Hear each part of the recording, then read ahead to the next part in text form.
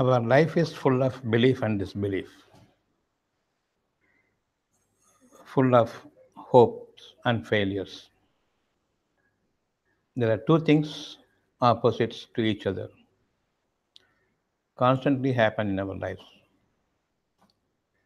pain and bliss,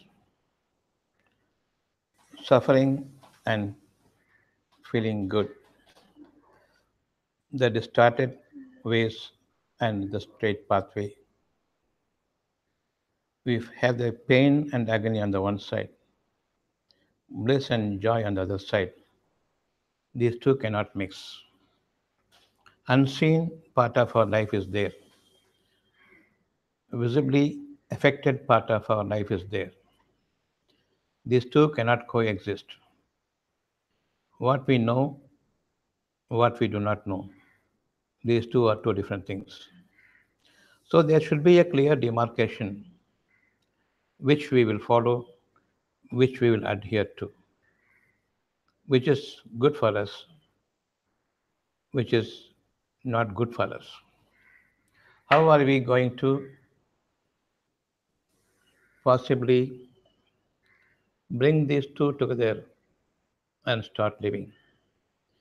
There are two opposites, but we have to combine this and then remove one from the other, keep the two things separately, and view things as distinctly as possible so that we can make the best use of both the ends.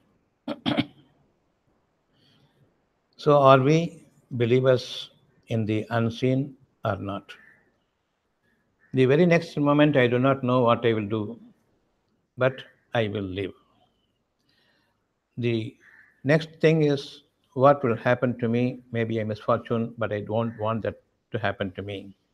There is a future, and all goodness about my future I do need. So I feel that the future I cannot see, that doesn't mean the future is not there. But what I want from the future, all the good things that I know and that I do not know, everything must come to me, happen to me in the best possible ways. So the good and the evil, the bad and the glad tidings, everything is my requirement, all possibly if it falls on the line of my thinking, line of my wish and will and pleasure. So there is no two ways about my life except that I want good, presently or in the future life of me. What will happen to me if I don't consider both the things together and take the best and leave the rest? Both today's world and presently we are living, it is not in my hands, and the future is not in our hands. So one thing is clear, nothing is in your hands. So what do you want for? What do you wish for? Where will you go about seeking what? Nothing. We are perplexed, but we think that we know everything. The problem is that we know everything while we do not know about anything at all. There is a clear perplexion. This confoundity must be removed from our minds. The more we are amazed, it indicates that we are falling off the course from the straight path. From our clear thoughts, we have deviated. Though the clear thought is what is prescribed for you, we do not adhere to, we do not respect it. Futuristic thought is most essential. Tomorrow is most essential. The life in the unseen future is what is prescribed for you, all in a very good sense and as a good command from Him that has become your will and wish. If it happens, you wish to live, you have led a purposeful life. If it doesn't, we were a failure. Like in the past, we will be failure in the future also. So what we know is nothing. What we do not know is again or of nothing. So we face a future in total bewilderment. That is the reality. But we face the future with full scope and honor that I will receive whatever I want in the way I am proceeding. I know how to live in this world. Definitely, we are becoming, in the real sense, fooling ourselves. Pragmatically, we are speaking, but we do not know anything directly or indirectly. But it is a false hope. We are mixing the reality and falsehood together, taking the falsehood as the reality because of my pride that I have the knowledge I can live in this world, come what may. I will face the situation, but the situation should not come as to face it. You must embrace it. This is your wish. Wishfully, we are to live for our future, and we cannot fail ourselves thinking that I can lead my life. This is the distinction we will make before we start living in this world. The life in this world starts with our thought. Thought is unseen. What I know as knowledge is visible from whatever I had learned in my past.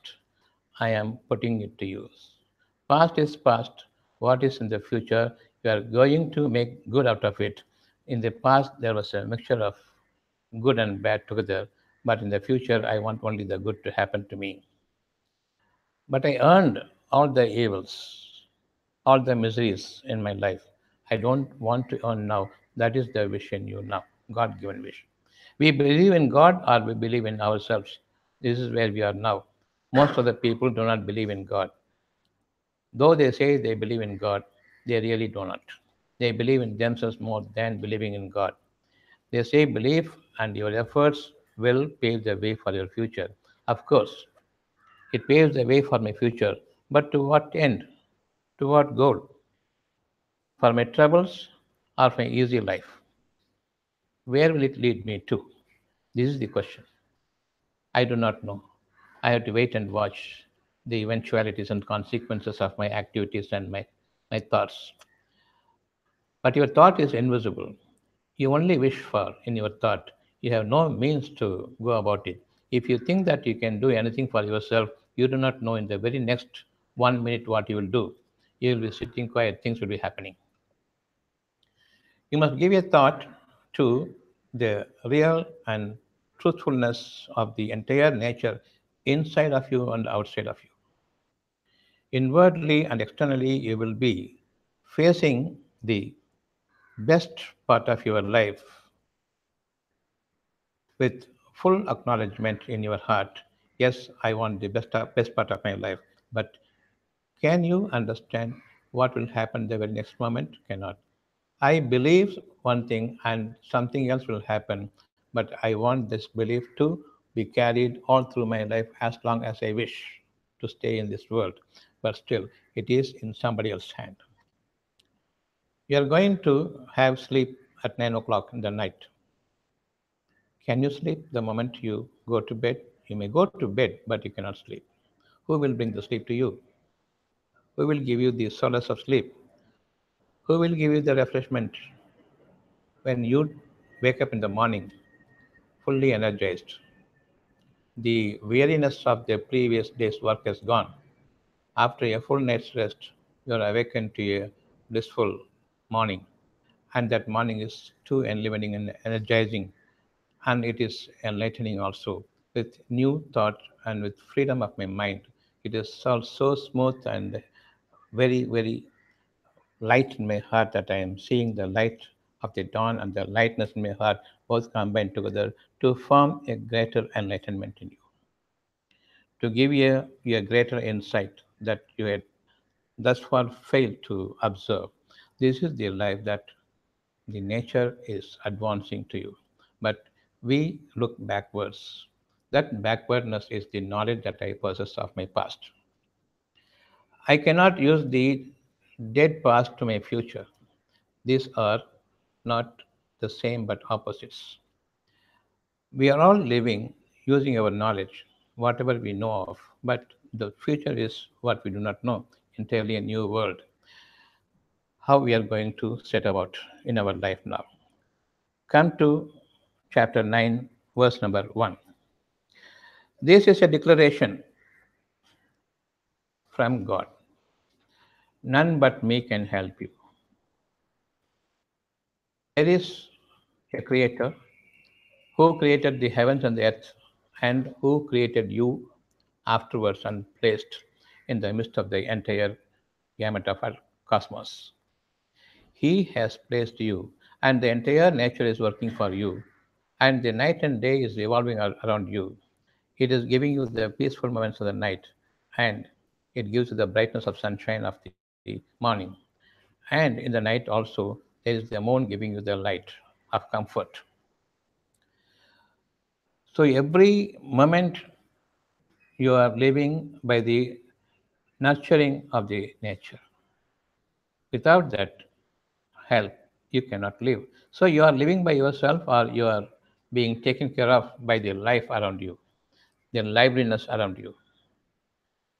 The liveliness around me, the nature environment, and the atmosphere above and below me, everything is catering to my requirements, my life in this world until the end of my life tomorrow. So this is a declaration from God, none but me, who created you, who will sustain you, who will succor you, who will give you life, and who will take your life when the hour comes. When the prescribed term ends, he will capture you. You cannot fail him. We cannot be an atheist. Atheist means that I don't believe in God, but you are believing in a supernatural human power that is already acting in you. You are thinking about tomorrow. That itself is supernatural power is acting in you. And you have no means to do it physically, but you have every means of achieving it in the mind level so that there the insight gives you the wisdom to carry you forward, advance you ahead of all the disturbances you may come across in your lifetime. So, except the power you cannot perceive is not guiding you all through your life. That power is the superhuman power, supernatural power. That power is above humans. That power is above the rest of the nature which was created by him. So supernatural and superhuman level is the godliness, the God's power. It cannot be seen. What the atheists do not believe is the form and shape given to a supernatural power. That doesn't mean these people's illusionary disposition and their caricaturing of the supernatural power into idols and icons. This is what they do not believe. They call themselves atheists. No, when you believe in tomorrow, that tomorrow should be a good one for you, and it is given to you by the godliness. You are not the one who will create, but you wish for it. What you cannot create, how can you wish for? This is godliness. So I believe in the supernatural power. Every single human being believes in that godliness. I don't believe gods created by the people. The imaginary illusions, I don't believe. I am an atheist in that regard. I am theist in one regard that I believe in the unseen future, towards which I have no knowledge to attain it, but I want it. That is the wish, the wisdom given to me by God. This wish and wisdom will give me the power to observe and absorb from the nature that which is unseen. The power I am able to absorb. The power is going to take shape through my actions and by nature itself, by God's providence, things will be in accordance, in line with my wish. So God is the creator. He has created something for you in the mind that there should not be any consequential life, but it should be all eventful life. All through my career. This is not possible for you, but you wish for it, I am going to create. So you believe in the creator, or you believe in you, the created thing. You are going to believe in the supernatural power that you cannot see, or you want to caricature the supernatural power into some idols and icons and start believing the illusions which will delude you.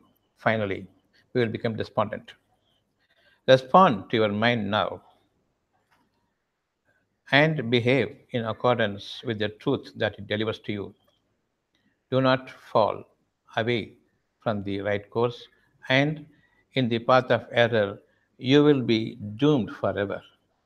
This is the life we are heading towards, but these things cannot happen in my future from this moment onwards. So, 9:1, chapter 9, verse number 1 says, this is the declaration or disassociation from Allah. Those who associate things, those who set up partners to me, those who imagine me in form and shape, and thereafter they fall flat on their faces before it. Definitely, myself and the good sense have turned away. You cannot seek help from them when they turn away from you. So be cautious that you do not turn away from us. What is the word of God means creator, the nourisher, the caretaker, the guide, and He is the one who will capture you when your tenure ends here in this world.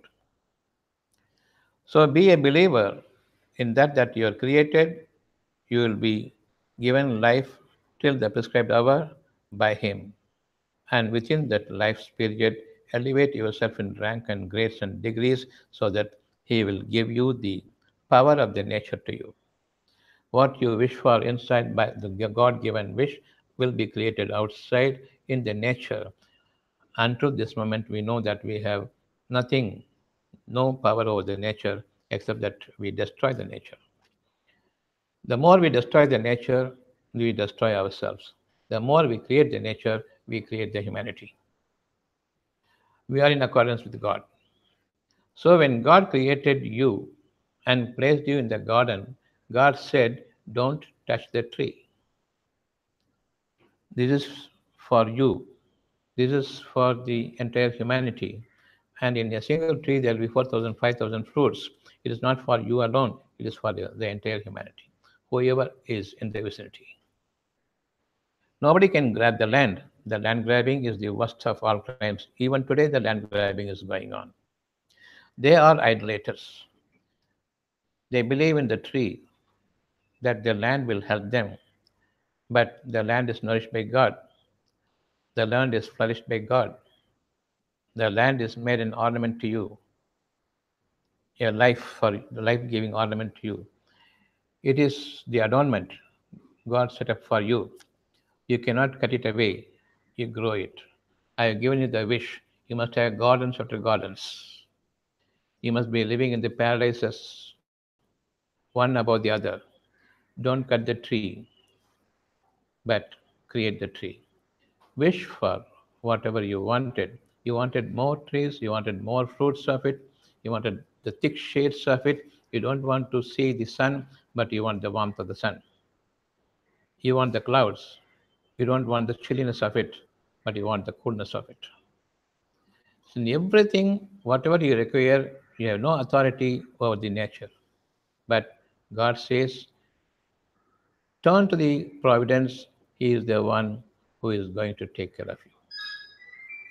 In its full blown blissful nature, you will be catered with that and you will be entering into the gardens of heavens.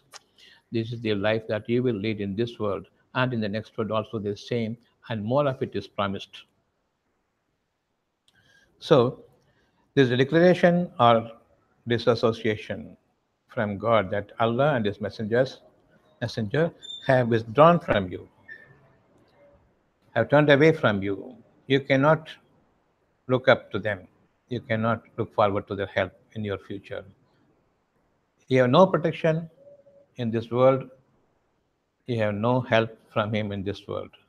So turn to yourself. Yourself is the heart of hearts, the soul. The soul is promising you about the future. You have no authority over the future that you know very well, and I have infused that sense into you. That is the greatest wisdom. Whoever understands that I have no authority over my future, definitely these are the people who are possessing the wisdom given by God. That is the will and command from Him. So, if I want to lead my life in this world beautifully without any consequences of my ill deeds, and if I want all my deeds to be turned into the good one, and the bad omen should be removed from me, all the good portent will happen on you. Definitely, you turn to God, the inner self. He commands from within you, lead a better life by the time, until that time arrives on you to depart. Will you abide by this? You want it? Yes, we do want it, but it is not in your hands. That's where we tend to deviate. We say that it is in my hands. I will do what I need. I don't want anyone else help or protection. But when you meet with a disaster because of your failures, then you turn to God. God is not there. You are not getting any help or protection at that moment. That is the truth now we see in chapter 9:1. The God and his messenger have turned away from you, they've drawn from you, they've abandoned you when you turn to them after becoming a failure in your efforts, all the way that you led your life on your own, thinking you are God yourselves. So, when I am proud of my knowledge, when I am proud of my ability, then definitely this is what is going to happen when we meet our failures. When the disaster strikes us, that is the catastrophical end. There is no respect for us, and our life is a painful life from that moment onwards until such time we die. This may not happen for us in the near future if we abide by this ayat, this verse of chapter 9. An acquittal from God. God has attained immunity from you that He will not come to your help. He has deserted you as you have abandoned Him. So do not turn to me. The ill woman has already descended on you, but it did not take your life away. At least now believe in the hereafter. You will believe God and follow Him alone. In the hereafter, from this moment onwards. From my next moment, I will think only about you. I will seek your help alone, and I will pray you alone. I am worshipping you alone. There is none but you to help me in this world and in the hereafter from this moment onwards. So, when we are descending down from our heightened proposition to the lowest level, we have to be very careful in our thought level that we do not know about the future. If we say that I know the future, I can tackle the future, God has withdrawn from you. When the disaster strikes you to your utmost disability, you will be facing a painful doom on that day. Until such time, a period is given to each and everything that happens on you. Until such time that period has ended, you will have to bear with it. Your diseases, if you bear with it and endure it, it will go on its own. Because the disease is evil, the health is good for you. The good and the evil cannot be one and the same. The difficulties that I am suffering and The comfort that I wish for, they are not the same. The comfort has got an living property, whereas the afflictions have its own end. You don't have to drive it away. You keep up your mental health fit, the disease will go away. It has got its own time period by which it will decrease and slow down and finally disappear from you. And your own health will take the better of your form and shape, and you will be growing to a fullest degree in the sense that I am mentally and physically fit, and I am now turning towards God more and more, not like unlike before. I will not be following my own ways and desires. I will not be thinking that I am equal to God and I can face my future. This is how you will face your future. The disaster, the distress, the afflictions, the diseases that I am having will be a telltale evidence that shows me with fullest guidance.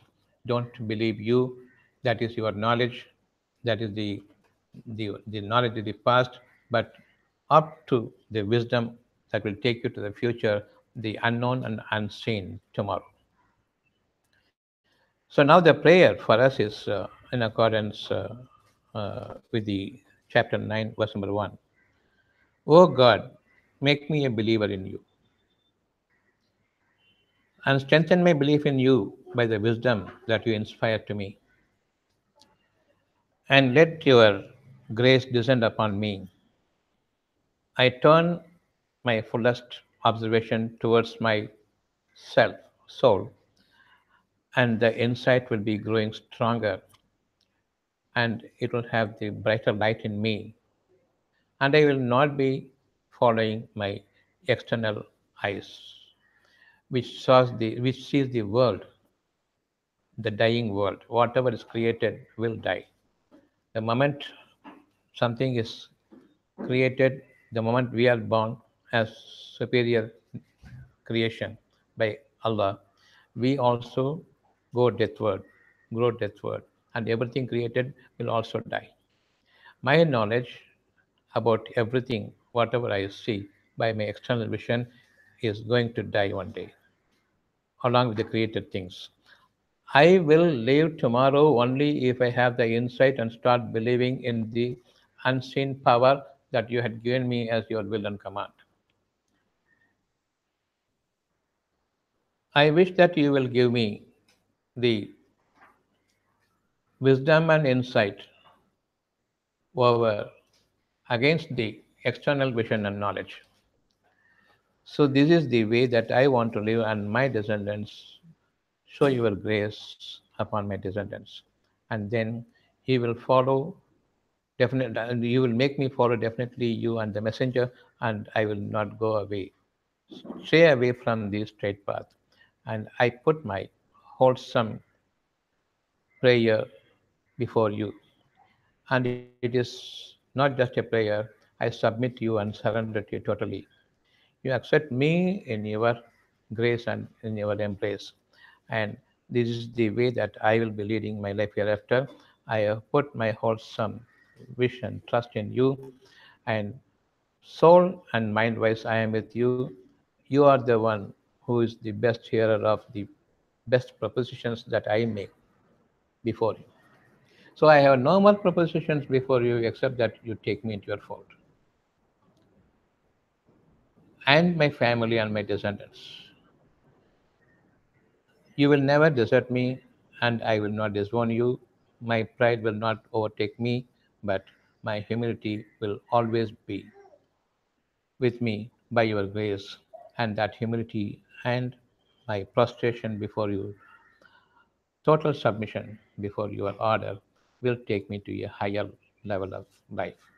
So, this is the moment my life turns from backwards to forwards, and I look up to you in reverence, and you are my providence, and that's it. This is the pact between you and me. This covenant may let it grow stronger and stronger, and it is by your grace I believe that I will be more glued to you, more subservient to you, and much more submissions will come from me to you. Everything that you inspire me with, every grace that you give me will be my submission to you back to you as a submission. The covenant that you had made with me is that I follow you, you will help me. The covenant I have given you is that I submit to you, you help me. Both go hand in hand. Nothing is left with me, but everything is with you to grace me forever from this moment onwards. So, this is our prayer with that chapter 9, verse number 1. We go to the next verse, chapter 9, verse number 2. This is the chapter and the verse that makes us understand you have no future without his help and protection. We have understood it in the first verse, and we have gotten our prayers from the understanding of the first verse. Now, this second verse, travel freely. Now that you have dissociated from me, if you are associates and you dissociate from me, I have withdrawn from you, I and my must have withdrawn from you. I have given you 4 months' time. Travel about the land freely as much as you want, or wander widely in pursuit of your requirements in this world. You will grow more and more tired, and there will be a lot of hardships and difficulties in your path. And every hindrance and the tiresomeness that you receive out of your efforts will be a sign unto you that you don't leave me, come back into my fold, put your trust in me, and entrust with everything that I've given you as will and wish with me. Will you follow this, or you will go against this? Is your own wish. I have given you the freedom to choose between right and wrong, what is good for you, what is evil for you. If only you think, you will understand definitely that within the 4 months' time, you will come to a naught. All your efforts will become null and void, and you will be crestfallen. That frustration is sufficient for you to turn to me. Even now, I am frustrated with so many things.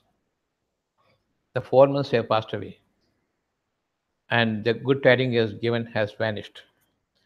Something more is still there. Every moment you are inspired with His grace. Every moment in your breath, God's life energy is passing down your chest into your soul, and the soul and mind perfectly receives it. The soul and mind together is one body.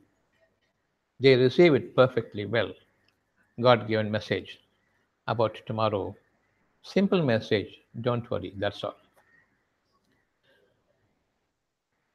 If you don't understand what I am aiming for the future, what God has given to me about my future, I'm not able to understand, see it clearly, then at least understand this one that don't have to suffer tomorrow. There's no need for you to worry or fear about tomorrow. Let grief not follow you of anything until your life is over. And let this life will be a grand success by way of your heart. This is the requirement I need. The minimum requirement is let not worry and fear touch me. Let me not be agonized by the grief that always follow me about the losses of things in my past. So we have these three things in mind. Grief and worry and fear need not make me suffer. On the other hand, I will not suffer from grief, but peace will come to me. I will not suffer from worry, but peace will always be there. I will not suffer from fear, the tranquility will be there. The quietness, tranquility, and calmness is what I require now and forever. So, this moment you go after your quietness of mind, calmness of your mind, and you go for the peaceful mind and soul together. so that you will not be confronted with the severity of the external nature. You will not be worried about the weariness of your ability, and you will not be anymore worried about anything about my future, because I begin to believe the wisdom is beginning to dawn upon me. I am able to believe and understand the, the power of God. The power of God, when I say my inspired, every inspired goodness in me will have the power to enliven me, to sustain by itself until the end of my life here, and will continue to nurture me even in my after death. I am not dying because tomorrow is a dead day for you because it is yet to be born, but you are given birth to. I feel sometimes I am a miserable person. I have failed totally. There is no life for me, but still you are being carried through. Even after the end of our life, we will have a different form, but not the same one. But we will be starting to continue to live as we lived in this world without form and shape. But our life will continue. I am living by my mind, not by my body. When my mind is disturbed, my body's organs are disturbed. When my mind is vexed, I don't want to live. I'm as good as dead whenever my mind is vexed, whenever my mind is frustrated, and I think I'm hopeless. I'm already dead, but He makes you live. And in that life, He gives both good and bad together so that you will understand what you require of the future and what you do not want about your future. It is so clear to you that you are made to pass through every stage of your life, that you you believe only in the good things and you wish for only the good things, that it's not in your hands, it is with the God. There is no death to us to conceive and to observe and absorb the graciousness of God. But for Him, we are at a loss, in total loss. This is the moment we begin to appreciate and understand, and this is the time we adhere to, and we follow the guidelines of God, that you don't follow your knowledge, don't follow your people, don't think that the future is in your hands. When good thing is given to you, don't convert it, don't change it for the evil things. God says have calmness and quietness, but we are disturbed and agitated because you have no knowledge about the future, you have no authority to rule over your tomorrow. Then you think that I have my own knowledge and ability, and it is me who will take care of my future. You are agitated. You have grown very weary and tiresome in your every effort. This is not the way that God has endowed upon you, inspired with you. It is so vast in appreciation. That vastness is there only if your heart is freed from its narrowed, restricted straightness. There is no way that we can understand the truth. So feel from within yourself that you don't want anything that is straightening your heart. Put your heart to utmost anxiety. Don't enter into that state of mind. Don't enter into the perplexity and confusion. Definitely, God is listening to you, seeing you, whatever that happens in every breath of your life. His command is good. His command is the best of all pleasures.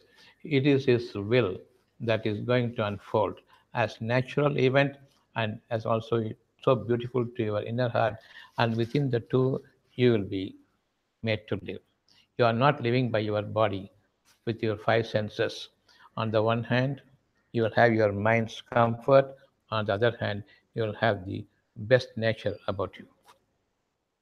That nature is going to be created by Him in accordance with the field that you have still intact, the God given will.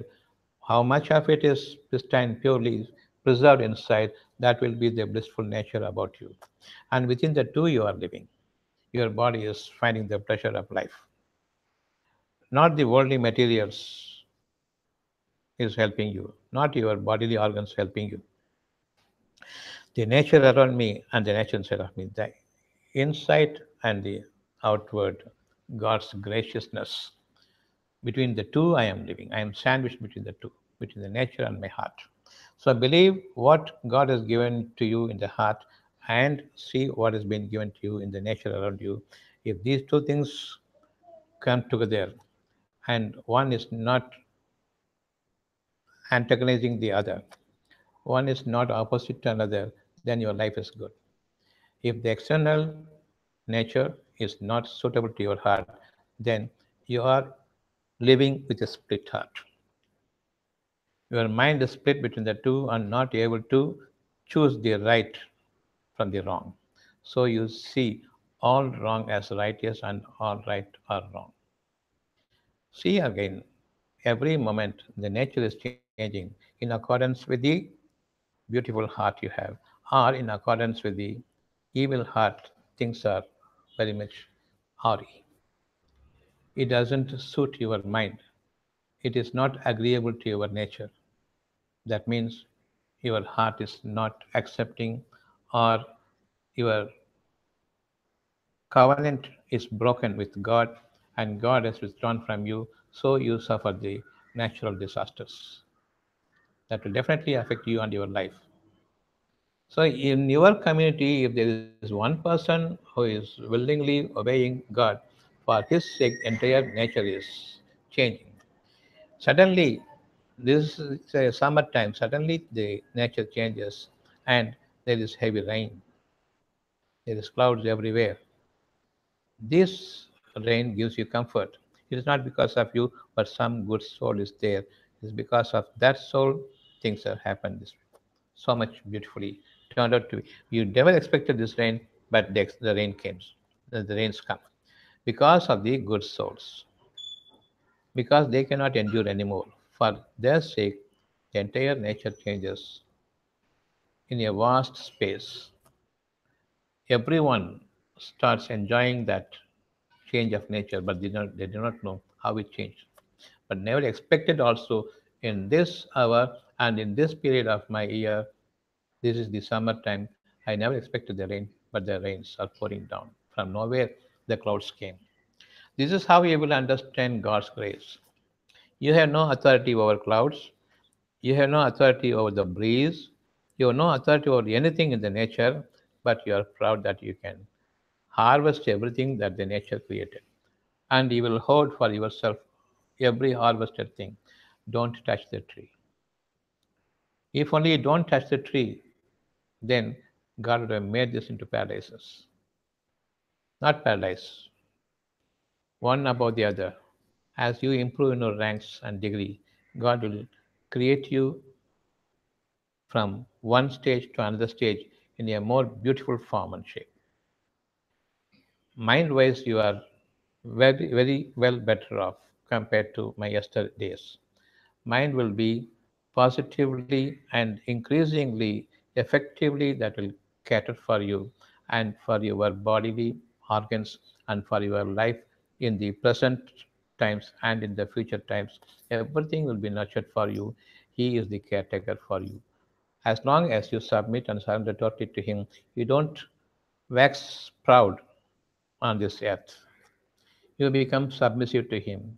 You become very considerate towards the fellow human beings. Definitely, God is gracious enough because He loves everyone. Don't fall yourself into categorized sections like Muslims, Christians, and Hindus. There are no Muslims, Christians, and Hindus. You cannot call yourself a Muslim because God knows who a Muslim is. As long as you don't consider yourself a human being and then you yourself divide into sections and fall to a particular section, God has withdrawn from you. God has withdrawn from you. God has gone away from you. He has deserted you even, and there's no future for you. Forget all about yourself and start thinking all about godliness in you. Yourself means your total body and structure, and the structural knowledge without life that you possessed from your experiences. They are all about the dead past. The past cannot come to the future as a dead person cannot come alive today. Don't use your knowledge and stay away from God and His messenger. That's thus staying away from Him means you are deserting Him, but He will abandon you very shortly. At that time, we will be hopelessly helpless, and our life would have ended though we are living, but still our time in this world exists for another decade or so. We'll be suffering for decades without any relief, without any respite. Our sufferings may grow steadily to the point of a very painful doom. That's not the time that we are awaiting. We are waiting for a beautiful blossoming of our mind, becoming pure and simple before God. I am prostrating. I have no pride in me. Definitely, that proudness has been long removed by His grace. So, 4 months are given from this moment. There is frustration in you. There is a semblance of fear still lurking deep in you. And your life tomorrow is bleak and it is empty. I do not know what to do about tomorrow. Change your way to godliness. That godliness is peace. Don't worry. You are in your line, in your thinking, things are really difficult. And you are differently abled. I am promising you one thing, but your ability is taking toward a different and opposite line. So definitely do not follow your knowledge that is past, your knowledge that is dead. A dead man cannot come alive today. Your knowledge of yesterday, your experience of yesterday cannot come alive today to help you. This much is sufficient for us to turn to God because He is the Creator. Every moment He is creating for me. That creation is the inspiration in me. According to the inspiration, things are created outside. How much you believe, things are different. How much you have neglected, things are different. How much you abide by, things are pleasant. How much you adhere to, things are blissful. And enter into a happier life by the moment you know that you are on the wrong path, the right path, based on the quietness of my mind. It is all based on the composure that I have between my mind and my soul. The nature is changing accordingly. And everything is producing for me, not only food, even my nature is being suckered by the nature around me. So follow your mind, the beautiful part of your mind, and don't follow the ugliest part of your mind, that is your knowledge. You are having all the inventions, they have no life force in it. You have the electricity, that is a killer force.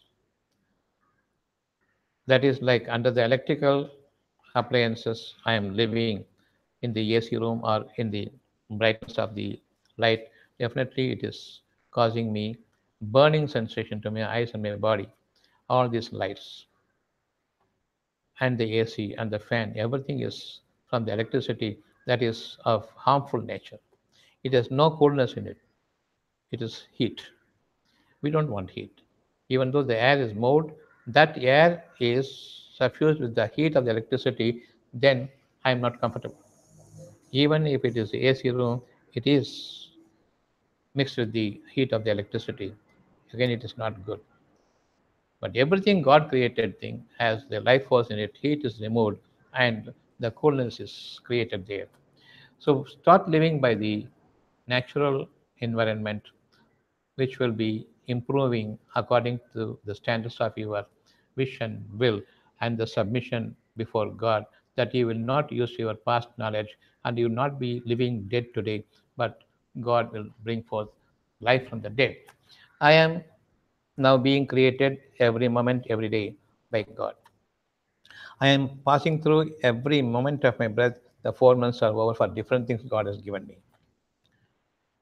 Don't get dejected. There's still something in me about which you are trying hard to achieve.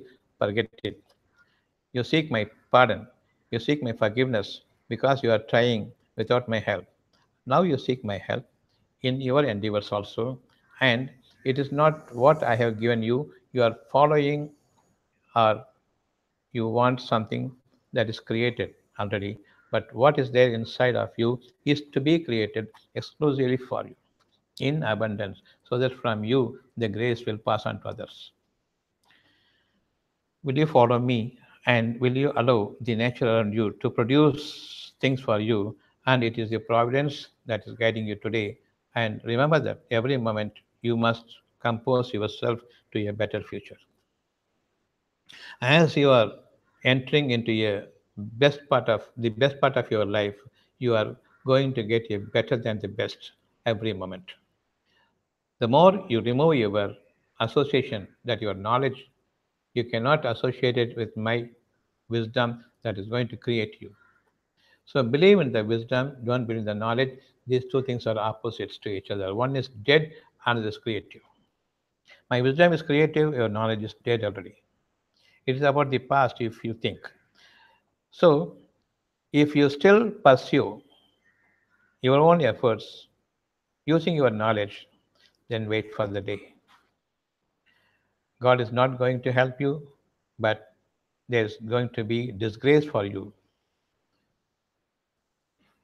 There's going to be a definite heavily you are going to fall down on flat on your faces. You will be disgraced and despised. That's the day you are waiting for if you still pursue your knowledge. Believe in the wisdom, believe in the nature that is nurturing you today, and the nature will produce for you in abundance. You believe that you are being nurtured, you are being graced by mind on the one side and the nature on the other side. Your body is being sandwiched between the two, and your body is not living on its own, but it is taken care of by the mind and the nature around it. According to the mind status, the nature around you will be prospering. You will be given your sustenance all your life with a beautiful sustenance, ever growing sustenance. And those things will be so close to you. So never try hard, never work hard using your knowledge, thinking that you are going to build your future. No. If you think that your future is in your hand, you have to build your future, then everything is lost. You can't frustrate Allah, the God, but you can be a failure, and you will be a miserable thing on this earth, disgraced totally. Don't go to that extent. Still, Allah is graceful upon you, and follow His grace. Allah means the none but Him. That's all. There are three pronunciations in Allahu. The word Al means the, La means no. The none, who means Him, the none but Him. So don't have any other alternatives inside when you turn to Allah. When you say Allah, there's none but you. Don't have your own choices, having so many alternatives. If Allah fails, I can do better things other than remembering, other than following Allah. So Allah has failed, so I can do my work and I can prosper. This is how most of the people are thinking. But definitely, it is not going to happen that way. It is only a matter of time before they meet their doom, and already things are happening inside. I am not comfortable despite my earnings. I am not at solace whether my life will be peaceful tomorrow. So I have to earn and earn and earn. Even if I am having crores of thousands or billions of dollars I have, still I have to earn because I don't believe in this. But a person who earns a $10 a day, he can survive much better with much better health in mind and body. It is him who is the caretaker. He doesn't believe in the extreme tomorrow. He doesn't believe in the next day also. He is living by the day. Every day he is being taken care of. His life is well furnished every day for him. So that has become his way of life, and he has no hopes for, and he has nothing as new means of life for his entire life, and he doesn't believe in his knowledge, and he doesn't believe in the power of his ways, and he doesn't believe in the authorities that who are helping him, but he believes in the only authority who has every command upon the nature in favor of me. He believes in him. So do not be disheartened about what you are today. Be fully cognizant of his presence and his belief, and the belief you have for him, and the trust you have in him will definitely carry you forward towards your best nature. So, from this, the prayer we have is chapter 9, verse number 2. Oh God, I have enough of my traveling, of my endeavor, enough of my trials. I am wearied now. Take me into your fold. I look forward to you for your help, for your protection, for your guidance. And I will not be wandering about on the land, perplexed and bewildered. Definitely with belief and with trust in you, I will be walking freely on the land and about the land, and every sustenance will come my way. I will not go after the sustenance that the people follow. Take this into your as my ardent prayer, and take this into your trust. And I definitely believe you will not fail me, and you are the best of all trustees.